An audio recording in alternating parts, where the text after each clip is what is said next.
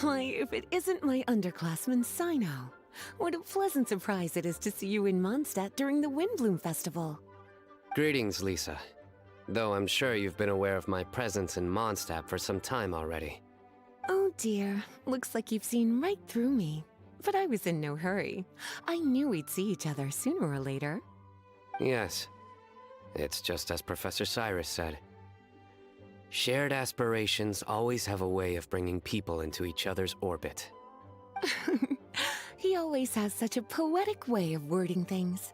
I suppose that's the one respect in which I've taken after him. While in your case... Yes, it's his wit and eccentricities that have left their mark on you. I'm not sure that describes me very aptly these days, given that I'm now the General Mahamatra.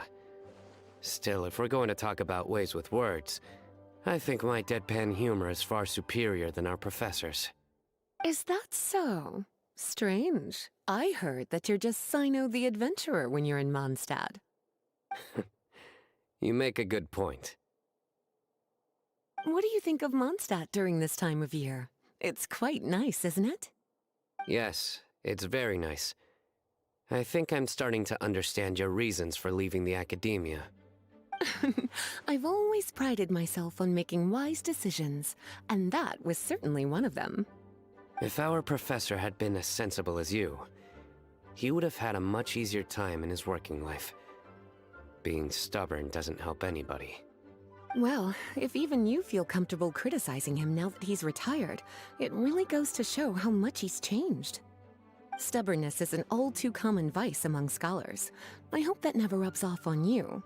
I'm always happy to see you visit Mondstadt and experience the feeling of freedom for yourself. I heard the latest news about Kale, too.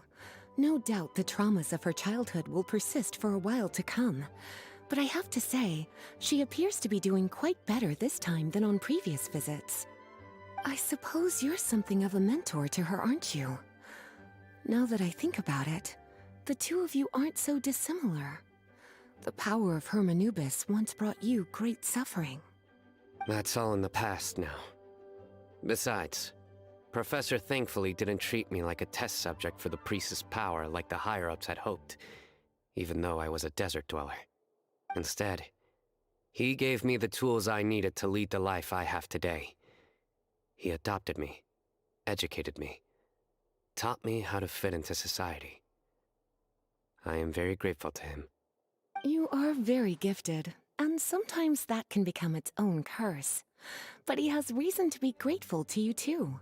Without you as his son/student, he may have never changed his stubborn ways. As a fellow student of his, I couldn't be happier for the two of you.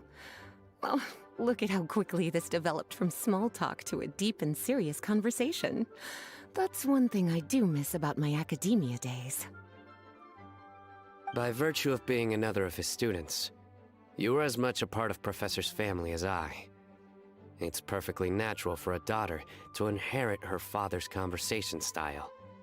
If you say so. I suppose that means I get to call you baby brother from now on.